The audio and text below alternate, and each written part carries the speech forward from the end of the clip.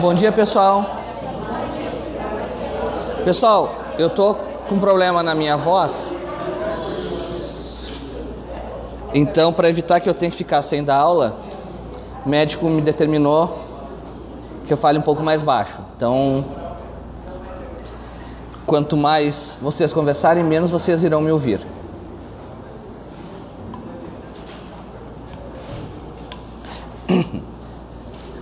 Na aula passada nós começamos a ver o princípio da anterioridade. Nós vimos as três espécies de anterioridade que nós temos: anterioridade comum, a anterioridade qualificada e a anterioridade mitigada. A anterioridade comum é a mais fácil de todas, é a mais simples de todas, que é a regra geral de que um tributo somente pode ser exigido para o exercício financeiro seguinte. Depois nós vimos que a exceção a essa regra é a ausência de anterioridade, tributos que podem ser exigidos no mesmo exercício financeiro. Nós vimos também que o legislador, ele estabeleceu uma regra de reforço a essa proteção. Ele entendeu que a proteção, a anterioridade, a proteção à segurança jurídica que a anterioridade tributária garantia era insuficiente, porque nós estávamos visualizando naquele momento em que elaborada a emenda constitucional o poder legislativo e executivo iniciando a exigência de tributos logo no final do exercício financeiro, ou seja, de modo que a legislação que instituía ou majorava o tributo era aprovada no finalzinho do ano, já ali naquela época que ninguém mais está prestando muita atenção em nada, 28, 29, 30 de dezembro, para ser exigida a partir do primeiro ano. E aí o legislador constitucional derivado criou uma regra de reforço a esse princípio, que é o que nós chamamos de anterioridade qualificada, que para alguns tributos se passou a exigir não só que a lei fosse aprovada de um exercício financeiro seguinte para o seguinte, mas também que entre a vigência da lei, entre a aprovação e a vigência da lei e a possibilidade de exigência do tributo, houvesse no mínimo um prazo de 90 dias. Então, já não adiantava mais ao Poder Legislativo majorar ou instituir um tributo a menos de 90 dias do exercício financeiro seguinte. Se ele aprovasse um tributo no último dia do ano, no dia 31 de dezembro, esse tributo somente poderia ser exigido a partir de 90 dias. Então, garantia um pouco mais de segurança jurídica. O problema é que o sistema constitucional tributário brasileiro, ele é extremamente complexo. A Constituição não é tão sistematizada na matéria tributária quanto ela é sistematizada em outras áreas. Talvez pelo fato que o sistema tributário nacional tenha sido um dos últimos tópicos a ser aprovados quando da Constituição de 88, mas realmente não é. Se vocês olharem, vocês têm ali, o único artigo que é mais ou menos simples é o 150, que é o que nós estamos estudando agora. Depois ele já começa a ter regras que vão e voltam, e ter regras de remissão, é bem complicado. Então, o que acontece hoje? Algumas situações interessantes em relação a essas três anterioridades. E a terceira anterioridade é a chamada anterioridade mitigada, ou noventena, que é aquela das contribuições sociais para o custeio da Seguridade Social, que essas podem ser exercitadas, podem ser exigidas no mesmo exercício financeiro, com no mínimo 90 dias. Então, se ela for aprovada em 1º de janeiro, ela pode ser exigida a partir de 1º de março. Se ela for aprovada em 1º de março, a partir de 1º de maio. Não, 1º de junho. Então, nós temos essas regras. E eu tenho tributos em que se aplica só a anterioridade comum, outros em que se aplica a anterioridade comum e a anterioridade qualificada, outros em que eu vou aplicar só a anterioridade qualificada, e um que eu vou aplicar somente a anterioridade mitigada. O que eu vou fazer para facilitar a vida de vocês? Anotem as seguintes hipóteses, que vai ficar mais fácil.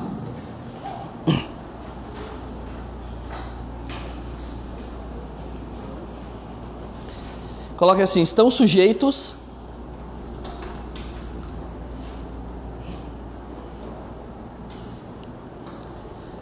tanto a anterioridade comum,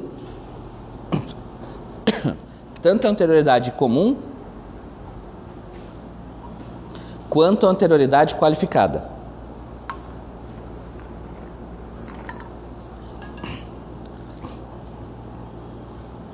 Aí se acostume a trabalhar com as siglas, né, dos impostos. A gente já trabalhou com todas elas praticamente, já tem todas anotadas, fica mais fácil. Lá no material de vocês, no Mateus, está o nome por extenso, que é mais fácil. Primeiro, ICMS.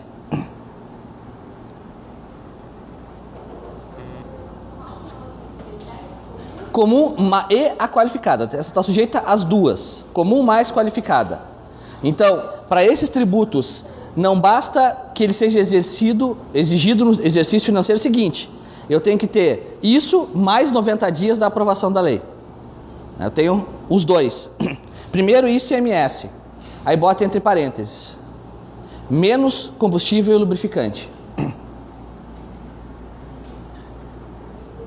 Menos combustíveis e lubrificantes. Porque o ICMS sobre combustíveis e lubrificantes não se aplica. Viram como é complicado? Porque tu tem um tributo, mas essa operação aqui não. Não é o tributo, é a operação que não se aplica. Sim. É por isso que quando nós vamos ver o princípio da capacidade tributária, e que vai refletir na seletividade, nós vamos ver que o IPI ele será seletivo. Já o ICMS ele poderá ser seletivo. Então a seletividade é o quê? É que se tribute de forma mais rigorosa ou de forma mais benévola os tributos conforme a sua necessidade. Os tributos com maior necessidade deveriam ser tributados de forma menos rígida, de forma menos ampla. E os tributos de menor necessidade, quanto mais supérfluo for o bem ou serviço, mais seria tributado, né? Então, por lógica, eu deveria ter um tributo muito mais baixo para a energia elétrica do que eu tenho, por exemplo, para CD do Jorge Mateus. Né? Esse critério é essencialidade, né? Só que, como o ICMS poderá ser seletivo, onde os estados vão concentrar suas alíquotas mais altas? Justamente naquilo que é mais fácil de arrecadar, ICMS, que vai ser combustível e energia elétrica. Então, o ICMS, salvo quando incidente sobre combustíveis e lubrificantes, se aplica tanto a anterioridade comum, mais a anterioridade qualificada. O imposto sobre renda. O imposto sobre renda. O imposto territorial urbano. Territorial urbano.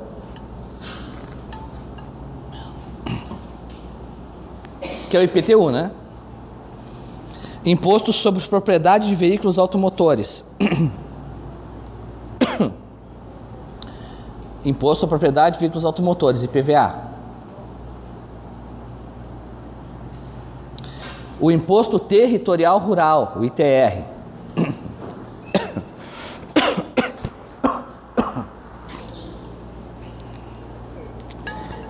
O imposto sobre grandes fortunas, ITR. Imposto sobre grandes fortunas. Imposto de transmissão causa mortes.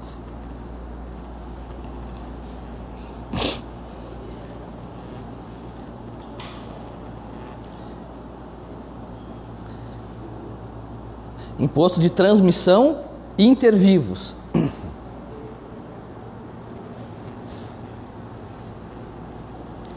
Imposto de transmissão intervivos. Imposto sobre serviços. Imposto sobre serviços é o ISS. O imposto de transmissão intervivos é o ITBI. Os impostos residuais. Os impostos residuais. Todas as taxas.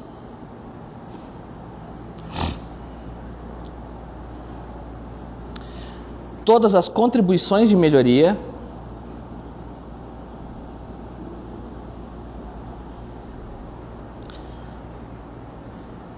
todas as contribuições de interesse de categorias profissionais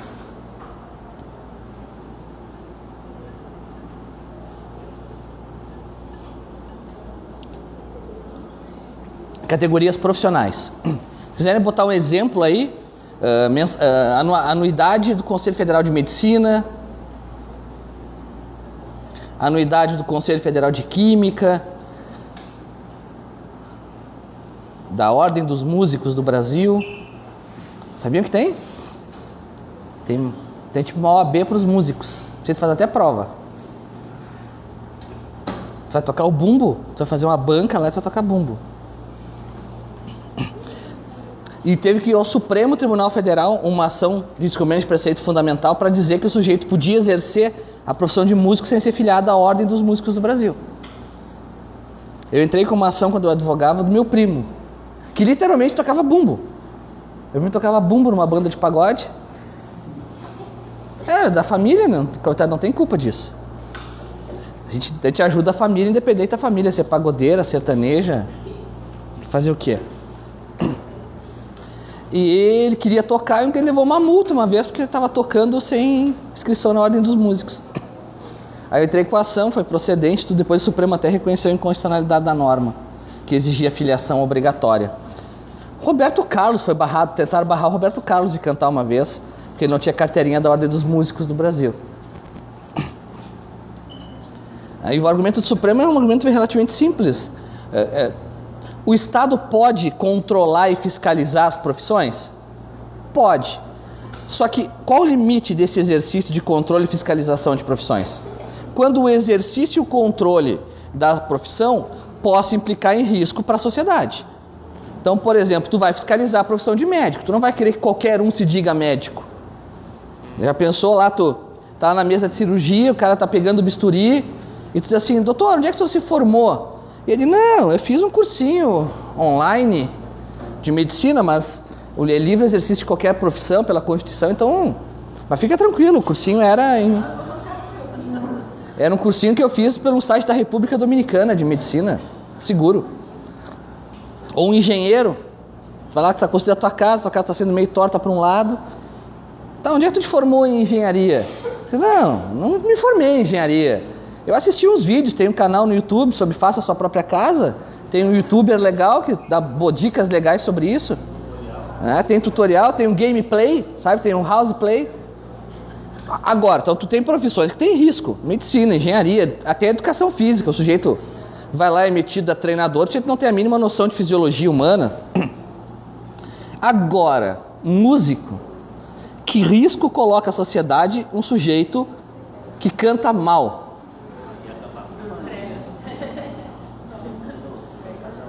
E até o conceito, o que é cantar mal? O que é cantar mal? Então, assim, eu tenho um amigo meu que até lançou um disco, tem no Spotify o disco dele, é conhecido meu, é colega de magistratura, mas assim, é duvidoso a qualidade musical. Agora, eu vou proibir ele, não, tem que ser inscrito num órgão? Não tem, né? Mas as contribuições, então essas a gente vai ver depois, para a próxima avaliação, as espécies tributárias, as contribuições de interesse de categoria profissional, a contribuição para o custeio da iluminação pública, a contribuição para o custeio da iluminação pública, a contribuição para o custeio da iluminação pública,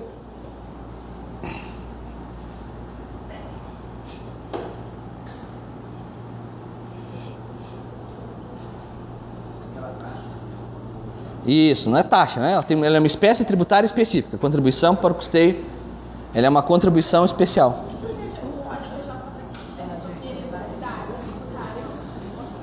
O STJ decidiu essa semana, mas não foi em incidente de demanda repetitiva. Foi na 5ª turma, se eu não me engano, que incide o TUSD e o FUSD sobre o potencial de energia elétrica contratado, ainda que não utilizado, para os grandes consumidores, né? Entendeu isso? Ainda não me convenceu. Eu estou esperando o julgamento do incidente aqui do tribunal. O incidente, hoje no Paraná todos os processos estão suspensos que envolvem essa matéria, porque o tribunal vai julgar em breve o incidente de dissolução de demandas repetitivas. Vocês já viram isso em processo civil, né? Então e esse vai ser um precedente vinculante para o 927. Então eu estou esperando o julgamento desse. O do STJ é só um precedente interpretativo. Eu ainda não me convenci. Eu tendo a respeitar precedentes sempre que eu entendo que o precedente tem um mínimo de racionalidade. Se o precedente está completamente equivocado, eu faço o distingo, não se aplica esse caso aqui e não vou aplicar. Porque não é porque 5 ministros do STJ decidiram que eles estão certos. Isso pode ter sido a maior besteira do mundo. Não esqueçam que há 50 anos atrás o Supremo Tribunal decidiu que o marido não estuprava a mulher. Há 60 anos atrás. Porque ele estava no exercício regular de um direito. Então, não dá para engessar também. As contribuições sociais.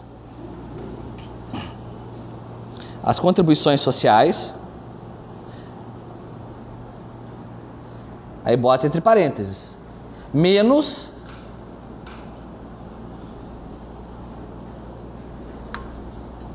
as para o custeio da Seguridade Social.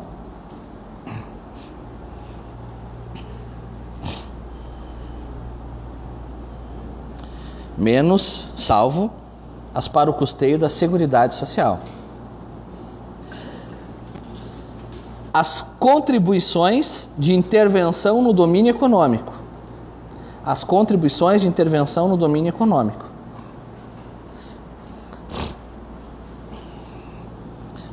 Coloque entre parênteses, salvo sobre combustíveis. Depois se pergunta por que a gasolina no Brasil é mais cara que no Paraguai, né? Sendo que, sabe quem fornece a gasolina no Paraguai, né? Petrobras. Praticamente toda a gasolina consumida no Paraguai é de origem brasileira, da Petrobras. E os empréstimos compulsórios. E os empréstimos compulsórios para investimento público. E os empréstimos compulsórios para investimento público. Porque eu tenho duas espécies, nós vamos ver empréstimo compulsório depois, para a segunda avaliação. Nós temos duas espécies de empréstimo compulsório, para investimento público e para calamidade pública. O empréstimo compulsório para calamidade pública não precisa respeitar a anterioridade comum, pode ser exigido no mesmo ano. O empréstimo compulsório para investimento público, eu tenho que ter as duas anterioridades. Então, todos esses tributos aqui, eu vou ter, além da necessidade de aprovação somente de um exercício financeiro para o outro, mais a anterioridade qualificada, mais 90 dias da aprovação da lei, ele só pode ser exigido no mínimo 90 dias da aprovação da lei.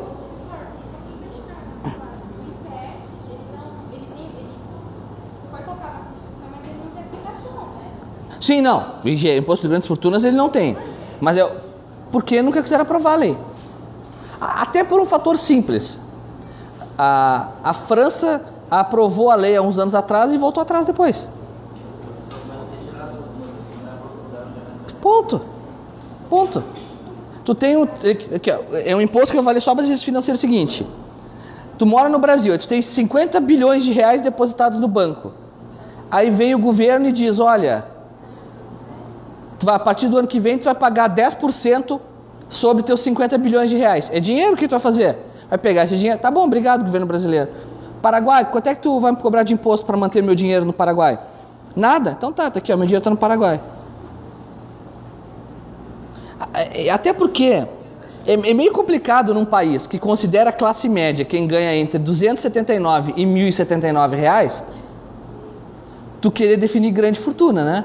Porque se classe média quem ganha 279 reais por mês, quem ganha 5 mil reais tem uma fortuna. Sim, é só tu fazer aqui. A classe média, 279. Tu ganha 20 vezes mais que a classe média. Então tu tem no mínimo uma fortuna, ganhando 5 mil por mês. Se tu ganha 10 mil por mês, tu obviamente tem uma grande fortuna, porque tu ganha 40 vezes mais do que o menor rendimento da classe média. Então um país que não consegue definir direito o que é classe média, vai conseguir definir o que é grande fortuna? Sem contar que isso era uma concepção tributária pré-queda do Muro de Berlim. Vocês são muito novos, vocês não viveram essa época de um mundo de... Vocês sabem o que é um país dividido, vocês não sabem ainda o que é um mundo dividido. Entre dois modelos econômicos. Então, o Brasil tentou ficar no modelo econômico misto, para variar, né? O Brasil sempre tem duas teorias.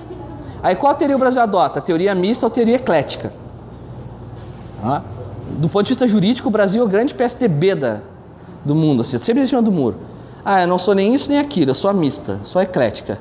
Que no final não tem todos os defeitos de ambas e nenhuma das qualidades das outras teorias. E o Brasil, nesse momento, 88, ele quis, ora escolher um modelo capitalista, ora escolher um modelo mais próximo ao socialismo. Então, ficou estranho, é estranho mesmo hoje tu analisar. Por que eu vou tributar grandes fortunas? Mas se grandes fortunas não desenvolvem um país? Ou como é que algum país seja desenvolvido sem ter gente bilionária? Todo mundo eu sou contra grandes fortunas, mas ninguém quer usar Linux, né? Ninguém quer usar, todo mundo quer usar Windows. Todo mundo quer usar Windows. Todo mundo quer ter o iPhone. Agora diz pro Steve Jobs, se ele não fosse ficar bilionário fazendo o iPhone, se ele ia fazer o iPhone, por prazer. Imagina, legal, tu tem uma ideia genial, assim, mas genial, aquelas ideias que tu vai ficar bilionário. Aí tu pensa assim, não, eu vou colocar isso aqui como fonte aberta para todo mundo aproveitar. E eu vou continuar indo para a faculdade de ônibus. Porque eu sou assim. Esse é o problema, por isso que nunca foi, nem deve ser regulamentado. Nem deve, uma coisa que tinha sentido lá em 88. Que na verdade nem 88 foi quando foi aprovada a Constituição. E o pessoal costuma reclamar que a Constituição é grande, né? Tem 300 artigos.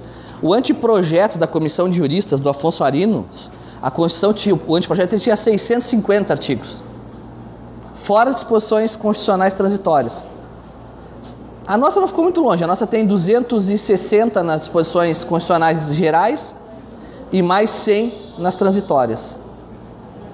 Pessoal, esses tributos então estão sujeitos à dupla anterioridade, comum e qualificada. Para dificultar a vida de vocês, eu tenho tributos que só estão sujeitos à anterioridade qualificada, que é a segunda hipótese. Tributos que só estão sujeitos à anterioridade qualificada.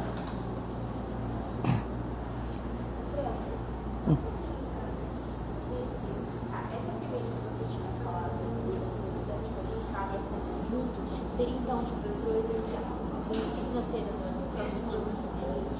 seguinte, mais 90 dias. Da aprovação da lei, mas o marco é sempre a aprovação da lei.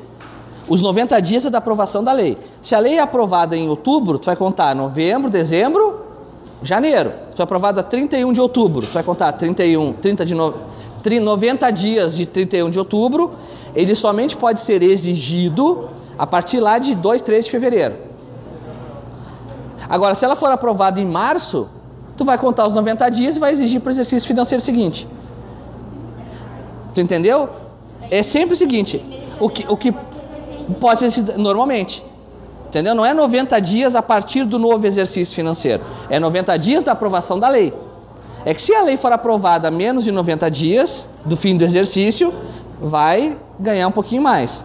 Se ela for aprovada a mais de 90 dias do fim do exercício financeiro, não vai fazer diferença nenhuma. Da aprovação da lei. Isso, 90 dias da aprovação da lei.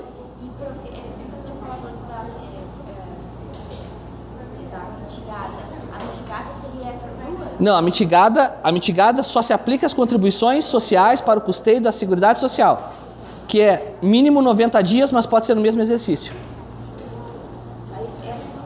Vai falar depois, essa é a última. Agora a gente vai falar de tributos que estão sujeitos somente à anterioridade qualificada. São só dois, que é o IPI qualificada. Ou seja, eles podem ser aprovados, eles podem ser majorados ou instituídos no mesmo exercício financeiro. Esse aqui pode ser cobrado no mesmo ano que foi aprovada a lei. Esses dois. Só que eu vou respeitar o prazo mínimo de 90 dias da aprovação da lei. Isso quer dizer que a lei ainda faz processo maior. A lei pode ter um prazo maior. Mas o que eu estou falando assim, no mínimo vai ser 90 dias. São dois. Esses somente se sujeitam à qualificada. Eles podem ser majorados ou instituídos no mesmo exercício financeiro. É o IPI, que é o Imposto sobre Produtos Industrializados.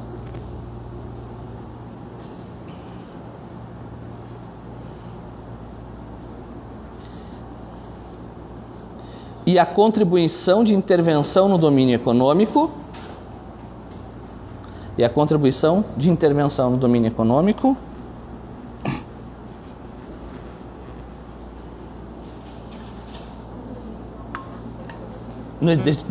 No domínio econômico sobre combustíveis.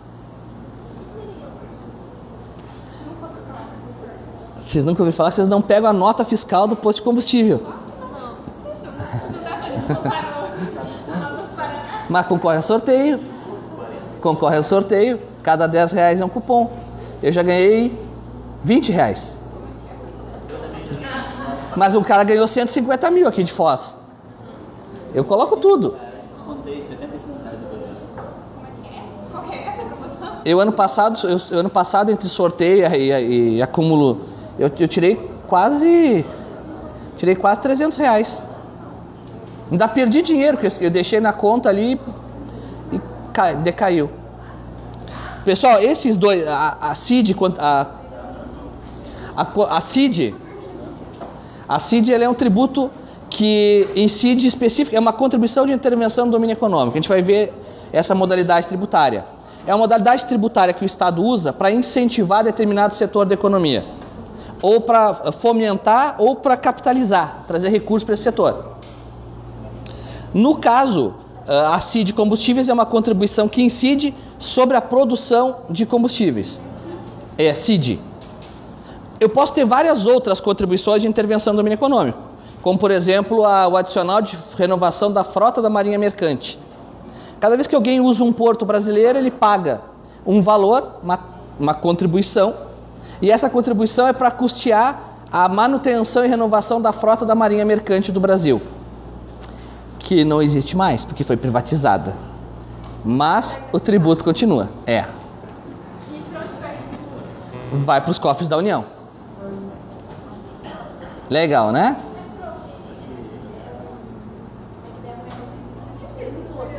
Não, a gente vai ver depois, assim, imposto é um tributo específico.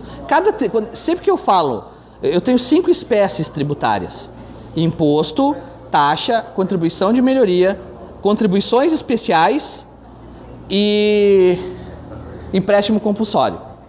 A gente vai estudar cada um deles, cada um tem uma peculiaridade.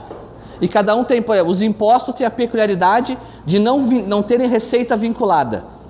Os impostos custeiam os serviços gerais do Estado.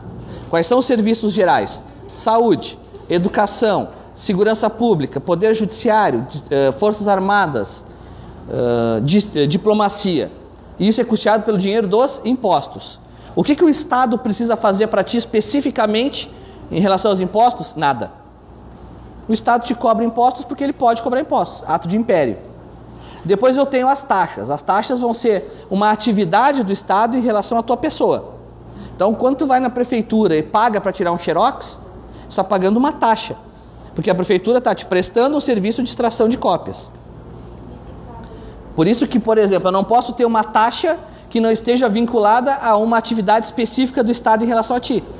Por isso que taxa de limpeza urbana é inconstitucional. Taxa de iluminação pública é inconstitucional. Aí depois eu tenho as contribuições especiais, que vão ser subdivididas em contribuições de intervenção no domínio econômico, contribuições de interesse de categoria profissional, contribuição para o custeio, contribuições sociais e contribuições para o custeio da Seguridade Social. Cada uma com uma peculiaridade. As contribuições especiais têm a peculiaridade da receita ser vinculada a uma determinada atividade. Depois eu tenho contribuição de melhoria, que tem receita vinculada a uma obra específica. Depois eu tenho os empréstimos compulsórios, que a receita é vinculada a uma obra pública ou uma situação de calamidade pública. Então, por isso que eu falo diferente. Quando eu falo taxas, eu estou falando que todas as taxas se sujeitam à anterioridade comum e qualificada. São espécies tributárias distintas. A gente vai ver cada uma delas. Por ser imposto, ele pode ir por cofre da União. Sim, sim. É que tem que entender uma coisa. Para o cofre da União, para a conta da União, ou para a conta do Estado, do município, vai tudo. A questão é para onde dentro. É que a gente imagina o cofre da União, o cofre do Estado, o cofre do município, como um cofre mesmo, né, onde o dinheiro entra todo. Na verdade, são contas. E cada conta é vinculada a uma atividade ou a um fundo. O que eu tenho é determinados tributos que essa receita entra direto para essa atividade. Por exemplo, a contribuição para o custeio da iluminação pública. Toda vez que tu paga a tua luz, tu vai ver lá que tem assim, COSIP. Não tem na fatura da Copel? Aquilo ali é do município. Aquilo entra para uma conta específica. Para que é aquele dinheiro? Para pagar a iluminação pública. Pode fazer outra coisa com aquilo? Não. A princípio, não. Agora, o dinheiro que entra do IPTU entra para não entra vinculada a fundo nenhum, nem conta nenhuma, entendeu? Entra como se fosse para a conta única. E ali o município pode gastar o dinheiro do IPTU para pagar funcionário? Pode. Pode pagar para comprar carro para a prefeitura? Pode. Pode usar para comprar arma para a guarda municipal? Pode. Pode usar para pagar salário de funcionário comissionado? Pode. Pode usar para pagar diária? Pode. Porque não tem vinculação com despesa nenhuma. Entendeu? Nem todos os tributos vão ser vinculados. A gente vai ver isso aí depois. Mas fica tranquilo. É que direito tributário é complicado, que é uma disciplina que exige conhecimento. Se eu vou dar, mesmo quando eu estava dando nas aulas passadas, o fundamento de direito tributário, que era a legislação tributária, sempre tem que parar e explicar um conceito que vai ser revisto mais adiante. Porque não é uma disciplina como direito civil, que começa do zero. É difícil por isso.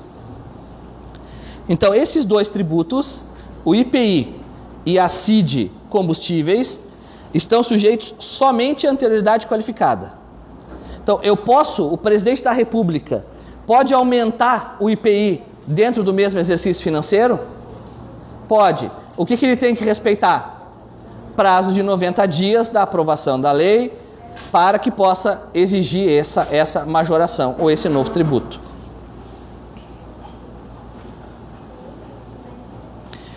Eu tenho também a hipótese em que será exigida somente a anterioridade comum.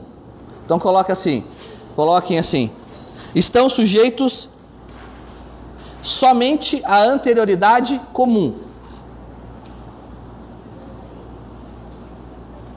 Somente a anterioridade comum. Ou seja, somente exige-se para o próximo exercício financeiro, independente da data da aprovação da majoração.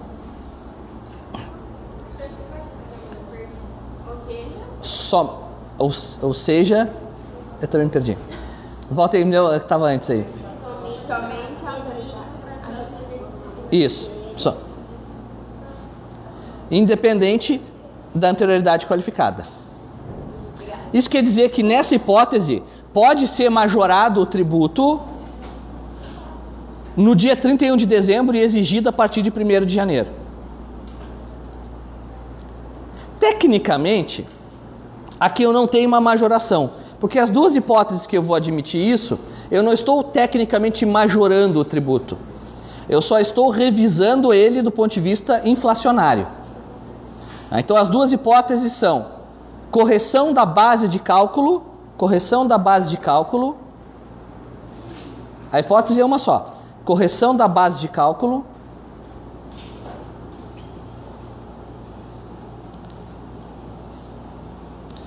do IPTU e IPVA.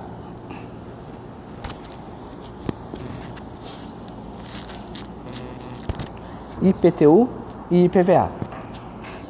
Olha só, por que eu falo que aqui tecnicamente eu não estou diante de uma majoração?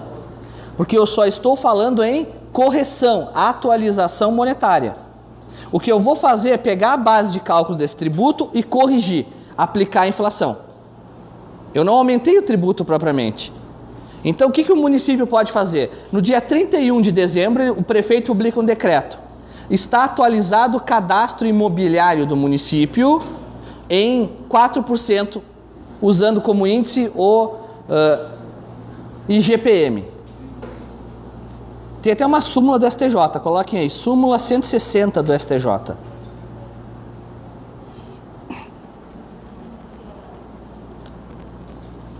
Súmula 160.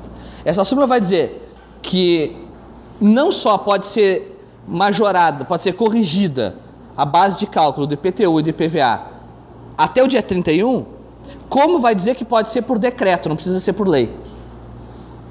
Por que eu dispenso lei? Porque a correção monetária não é um plus, a correção monetária não acrescenta nada.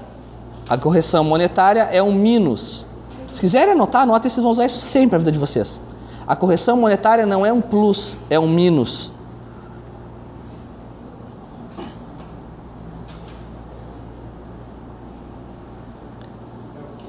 Não é um plus, é um minus. A correção monetária, ela não acrescenta nada, ela só diminui o teu prejuízo.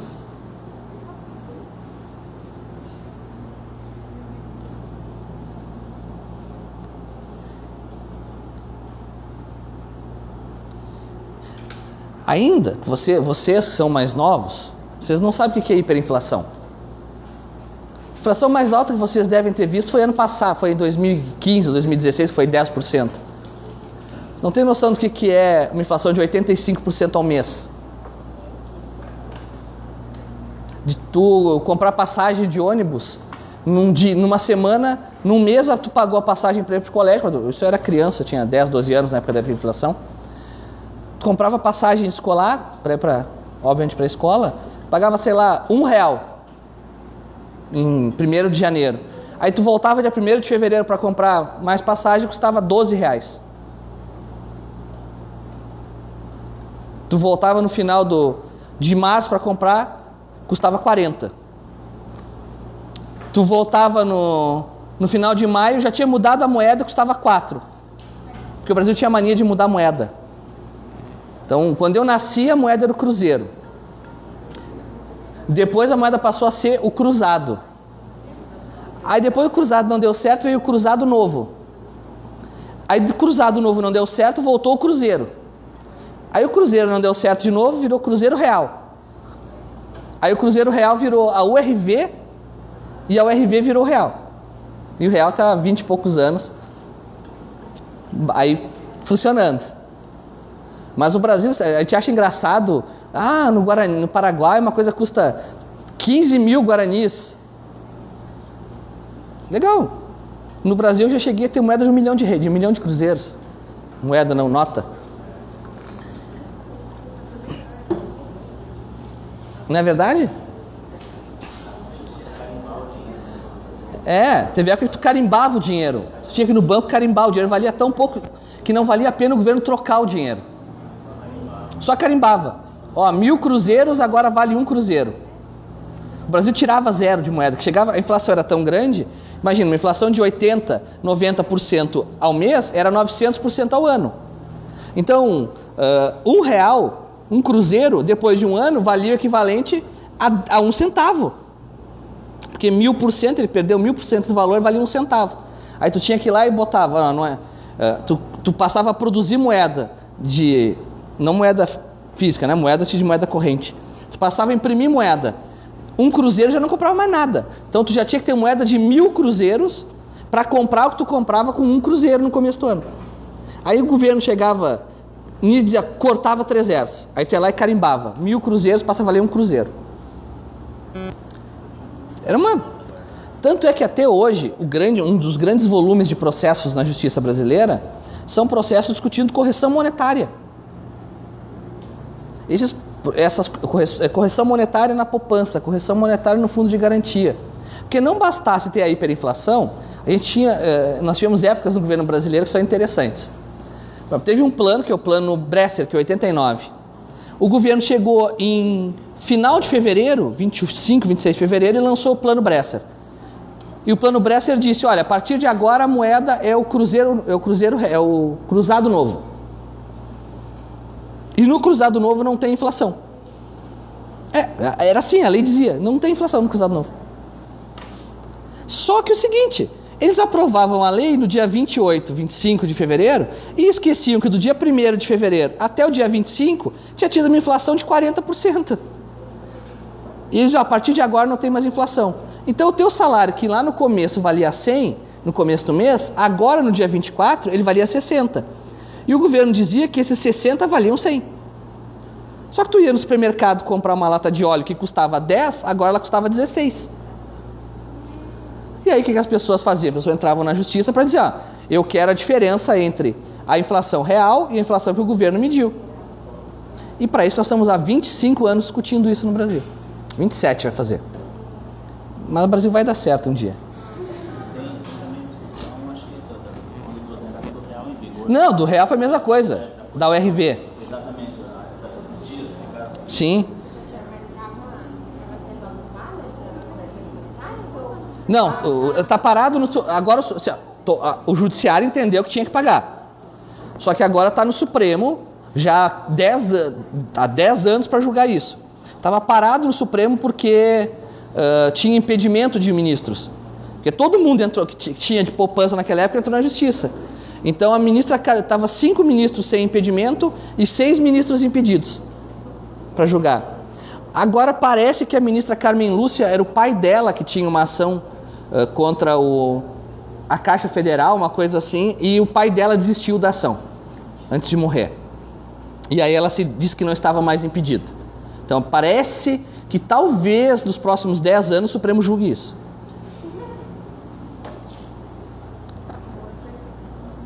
Vai ser legal se o Supremo disser que não tem que pagar. Porque tu imagina quem está há 25 anos recebendo, o banco pagou, mas é que assim, nós passamos a acreditar numa mentira. Há 200 anos atrás, quando se teve a Revolução Francesa, um dos ideais da Revolução Francesa era a tal da segurança jurídica. E nos últimos 50, 40 anos na doutrina jurídica brasileira, muita gente dizia que segurança jurídica era um ideal pequeno burguês. Que tu não tinha que ter segurança jurídica, tu tinha que ter uma ordem social justa. Mesmo que para isso tu tivesse que sacrificar um valor como segurança jurídica. Então, é aquela história de um colega lá de São Paulo que foi dar entrevista, foi até respondendo um PAD por isso. O PAD é injusto, eu acho, mas... PAD é processo administrativo disciplinar.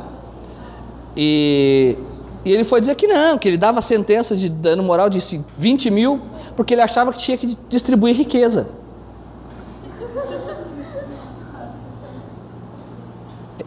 Entendeu? Eu não estou criticando o colega, eu estou pegando o colega como exemplo de o que é tu ter essa visão de que distribuir riqueza vale mais que segurança jurídica.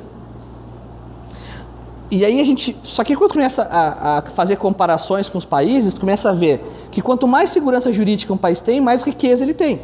E aí todo mundo tem riqueza, grande parte da população tem riqueza, e não precisa distribuir, porque cada um conquista a sua riqueza. E outro dia eu li um livro do Eric Posner, que é um autor americano, ele é filho de um outro autor que é o Richard Posner. E os dois escrevem sobre análise econômica do direito. E no livro, o nome do livro são 2 livros muito legais sobre isso. É o Economia da Justiça, do Richard Posner, e a Análise Econômica do Direito e Direito dos Contratos, do Eric Posner.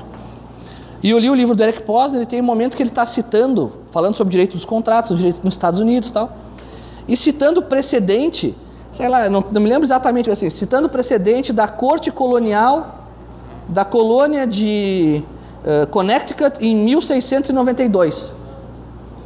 E dizendo, esse precedente se aplica até hoje. Na minha sentença, se eu vou dar uma sentença e eu olho que tem jurisprudência de 2012, eu já paro, vou dar uma repesquisada, ver se isso aqui não mudou. 2012. Enquanto isso, nos Estados Unidos, os caras citam em direito dos contratos, precedente colonial, tempo que nem existia nos Estados Unidos. Por que isso? Segurança jurídica. Por que tem tanto acordo nos Estados Unidos? Para vocês terem uma ideia, eu fiz uma audiência essa semana contra uma empresa daqui da região de furto de veículo em estacionamento. A gente tem uma súmula da STJ, súmula 130, que diz que o estabelecimento responde pelos furtos de veículos ocorridos no seu estacionamento. O fundamento da súmula é o seguinte: não existe almoço grátis, como dizia o Von Mises.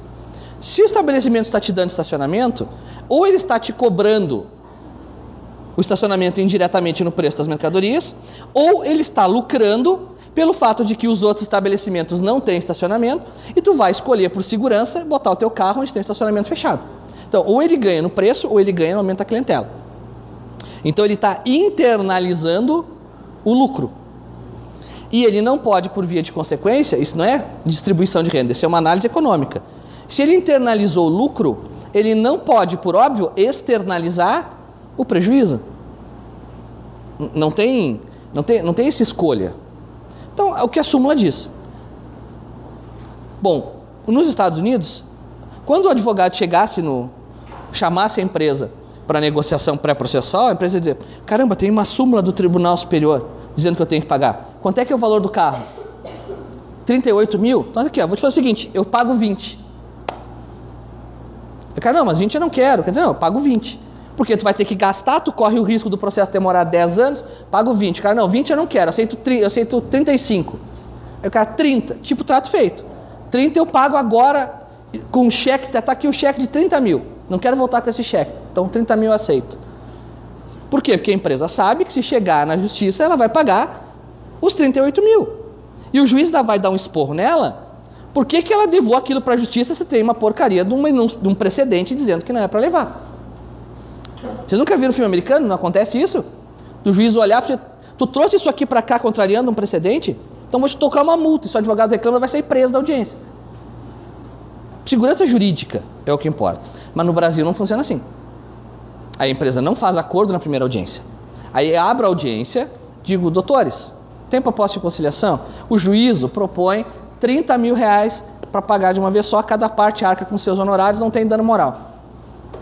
O autor, senhorzinho brasileiro que mora no Paraguai, disse: não, eu aceito. Aí não tem acordo. Doutor, mas tem uma súmula do STJ. Aí ele assim: não, doutor, eu não aceito acordo porque não tem prova de que o veículo foi furtado dentro do estabelecimento. Eu digo: doutor, mas não tem câmera de vigilância, de monitoramento, para provar que ele nunca entrou? Não, doutor, só temos a câmera de monitoramento, é aquela que não grava. Tá bom, vamos instruir. Aí instruir, testemunha, a única testemunha do réu, funcionário da ré. Diz uma coisa: o seu fulano estava lá no estabelecimento? Não, ele chegou para nós na hora com uma nota fiscal e dizendo que tinham furtado o carro dele. Tá. Tinha alguém com ele que confirmava essa história? Não, tinha uma pessoa que estava com ele que eu não sei quem era, que disse que o carro dele estava ali. Funcionário da ré dizendo isso. Tá, vocês têm câmera de vigilância? Não, só de monitoramento. Então, não filma.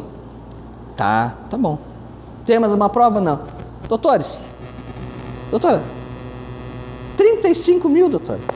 Olha só, cada parte arca com seus honorários, não vai ter dano moral.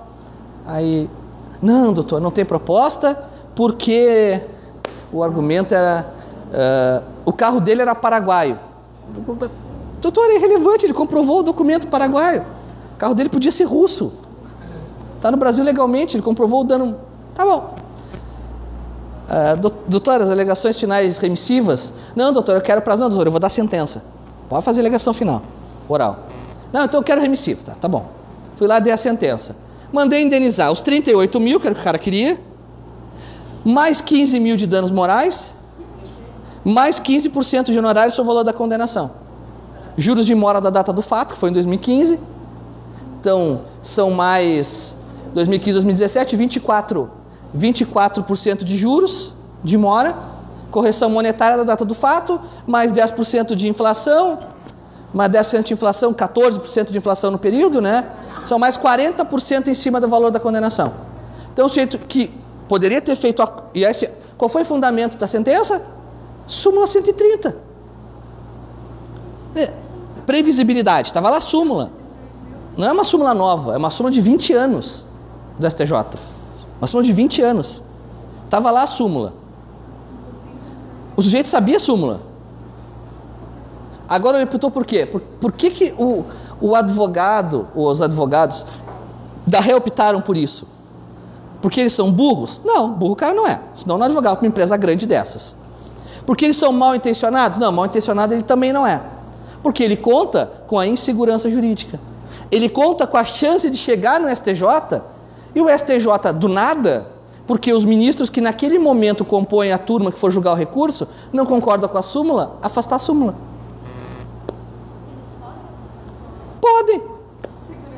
Podem. Eu sempre dou um exemplo para dizer o que é segurança jurídica. Todo mundo conhece a súmula vinculante 11, né? Súmula das algemas. Tá. Vocês já viram um monte de gente algemada, né? E já viram gente algemada que vocês acharam que não era para estar algemada? Tá. E a súmula é vinculante. Vocês já viram filme policial? Ou série policial? O que a polícia diz quando prende o cara? 3 coisas ela diz, né? O senhor está preso e o senhor tem... Tudo que você disser pode ser usado contra você. Você tem direito ao advogado, se não puder pagar, o Estado vai pagar um advogado para você. Isso são os direitos de Miranda. Isso é um julgamento do José Miranda contra o Estado de Arizona na década de 60. Esse José Miranda foi condenado por estupro, foi preso, levado para a delegacia, para a polícia, e na delegacia ele confessou o crime de estupro. Foi condenado e apelou, levou o caso à Suprema Corte e disse: mas eu só confessei porque ninguém disse que eu não precisava confessar. Eu podia ficar em silêncio? Por que eu ia confessar se eu podia ficar em silêncio? Ninguém me disse isso. Aí o sujeito foi lá, a Suprema Corte anulou o julgamento e disse que é dever do Estado dizer para o sujeito que ele tem o direito de ficar em silêncio. Aí anulou o julgamento e mandou julgar de novo o seu Miranda. Então, em todos os filmes policiais que vocês veem desde então, e séries policiais desde então, vocês veem os policiais lendo os direitos de Miranda. Se não lê o direito de Miranda, o que o juiz faz com esse flagrante? Relaxa. Legal. E onde é que está na Constituição Americana que o precedente da Suprema Corte é obrigatório? Não existe. Tu falar para um americano em julgamento vinculante é tu falar grego para ele. Então, dizer, como assim? Vocês precisam de uma lei que diga que os advogados e os juízes devem seguir os julgamentos da Suprema Corte?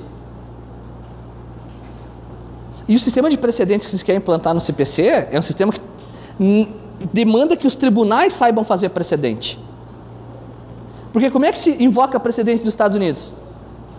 O cara disse: doutor, segundo José Pereira, José das Couves contra Chico Malvadeza, o juiz não pode fazer isso. O juiz, realmente, eu não posso. Ele não vai explicar por que naquele caso era assim. Quando ele invoca aquele caso, ele está dizendo que aquele caso que envolveu as mesmas situações de fato e de direito desse se aplica aqui.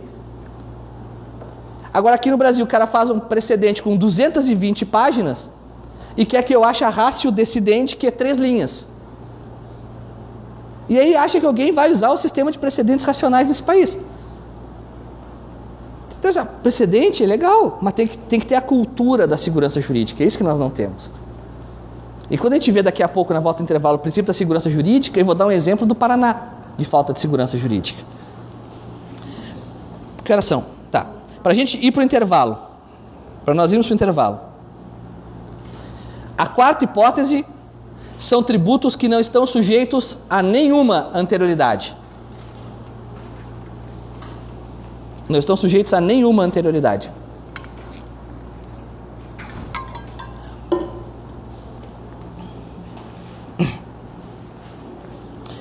Esses tributos podem ser instituídos ou majorados no mesmo exercício financeiro. Literalmente, de um dia para o outro.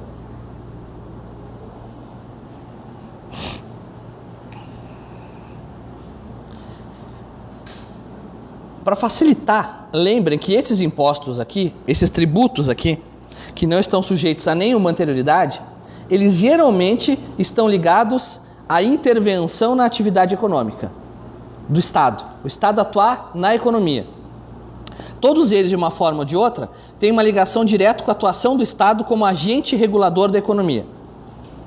É fácil porque isso facilita vocês compreenderem e diferenciarem. No IPTU, o Estado atua como agente interventor da economia, condutor da economia? Não, né? IPTU é um tributo. No IPVA, atua? O IPVA é um tributo que só arrecada, não intervém na economia.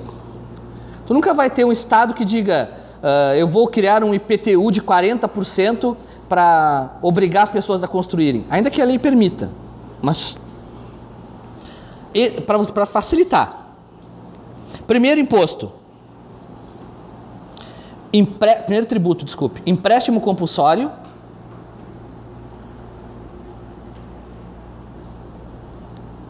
Empréstimo compulsório. Aí vocês estão dizendo, mas peraí, eu só falei que empréstimo compulsório se sujeita às duas. Mas eu falei que se sujeita às duas o empréstimo compulsório para investimento público. Esse empréstimo compulsório aqui, que não está sujeito a nenhuma anterioridade, é o empréstimo compulsório para calamidade pública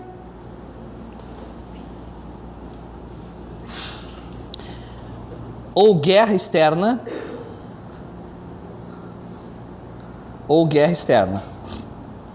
E sublinho externa, né? Porque guerra civil não vale.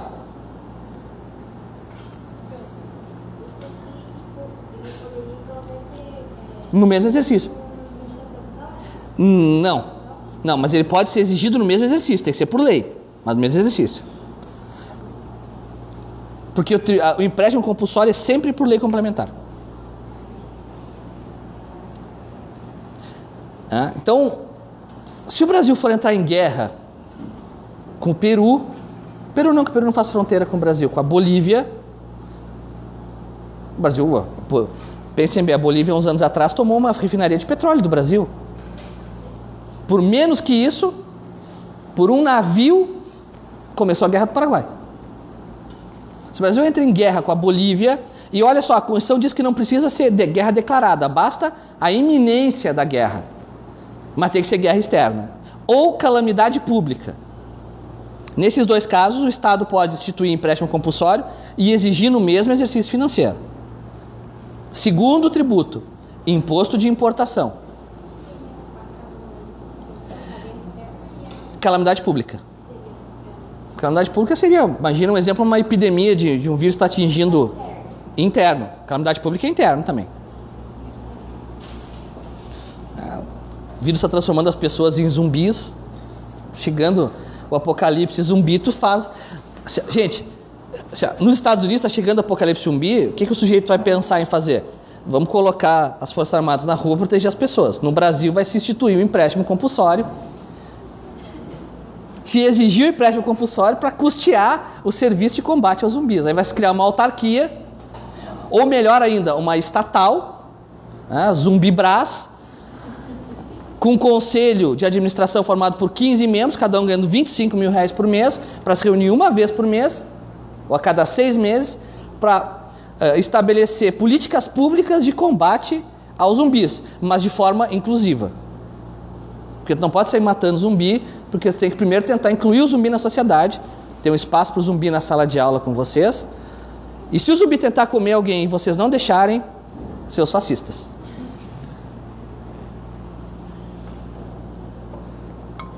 E até aprovar a lei em 2 turnos no Congresso e no Senado, que tem que ser lei complementar, a população já virou zumbi.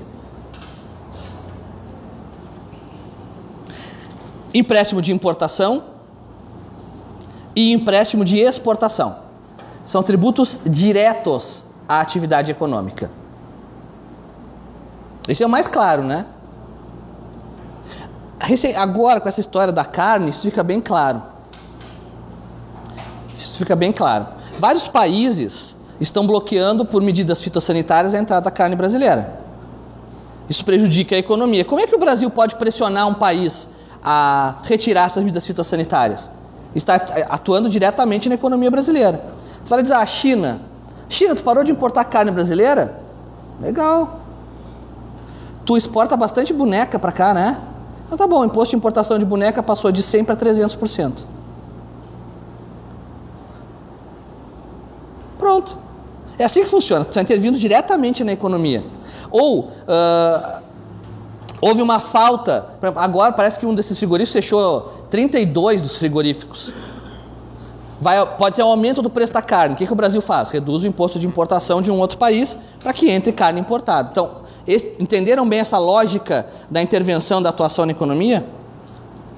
O outro imposto é o Imposto sobre Operações Financeiras, o IOF. Imposto sobre Operações Financeiras, que é o IOF.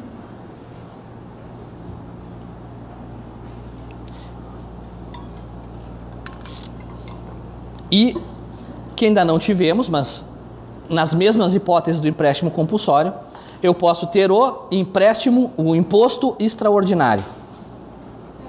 Não, empréstimo, falei errado, imposto extraordinário.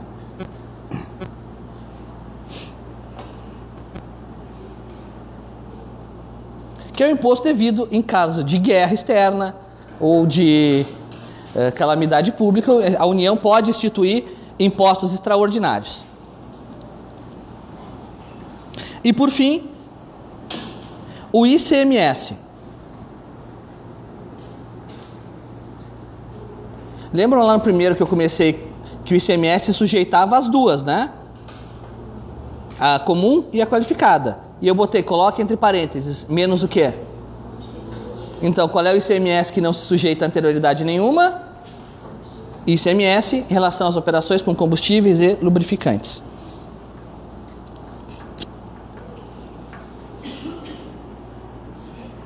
E lubrificantes.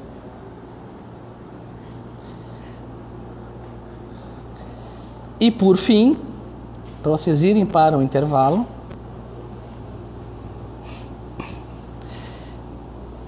estão sujeitas somente à anterioridade mitigada. Estão sujeitas somente à anterioridade mitigada. Coloque entre parênteses noventena, que vocês vão achar alguns autores. Acho que o Ricardo Alexandre trata assim. O Sabag trata assim. Mitigada, entre parênteses noventena. As contribuições sociais e sublinhem, risquem embaixo, as contribuições sociais para o custeio da Seguridade Social. Para o custeio da Seguridade Social. Porque as outras contribuições sociais, elas não estão sujeitas à anterioridade mitigada, elas estão sujeitas à anterioridade comum e qualificada.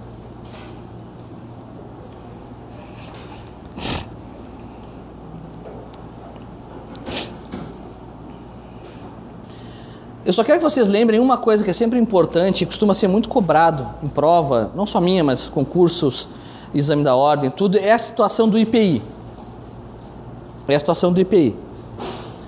Porque o IPI, ele é um tributo que se sujeita dentro dessa regra geral que nós falamos, da ausência de anterioridade, que é um tributo de intervenção no domínio econômico, de intervenção na atividade econômica. Tanto que se vocês pegarem os últimos 2, 3 anos, quando o governo via que a crise econômica se ampliava, o que o governo fazia? Ele reduzia, zerava o IPI, por exemplo, de veículos até tal motorização ou da linha branca. Lembram disso? O governo zerou o IPI da linha branca. Então, o IPI é um tributo que tem essa atuação na economia. Só que ele, então, por lógica, ele deveria seguir a regra geral de não se submeter a anterioridade nenhuma, né? Poder ser majorado e instituído no mesmo exercício financeiro. Só que a Constituição trata o IPI, pela sua importância na indústria, de uma forma diferente. Então, o IPI ele está sujeito somente à anterioridade qualificada. A gente já falou isso, mas eu quero que vocês fiquem com isso bem marcado na cabeça de vocês. O IPI está sujeito somente à anterioridade qualificada. Quer dizer, o IPI pode ser majorado no mesmo exercício financeiro? Pode. Pode. Mas ele somente pode ser exigido 90 dias após a aprovação da lei que instituir a majoração.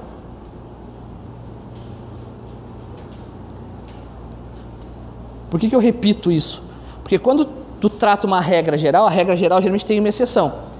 No caso específico, quando eu falo para vocês que os impostos os tributos que não se sujeitam a anterioridade qualquer são tributos ligados à atividade econômica do Estado, o IPI se enquadra nesse conceito.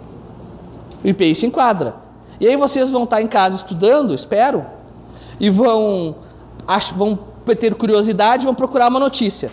E aí vai estar a notícia: governo reduz IPI para a linha branca, ou governo majora IPI para a linha cinza, que seja. E você, mas peraí, o IPI também atua na economia. Então o IPI não se aplica a anterioridade nenhuma, mas o IPI se aplica a anterioridade qualificada. Tá bom, pessoal? Pessoal, duas coisas antes de vocês saírem. Sexta-feira que vem, isso aqui que eu não vou usar.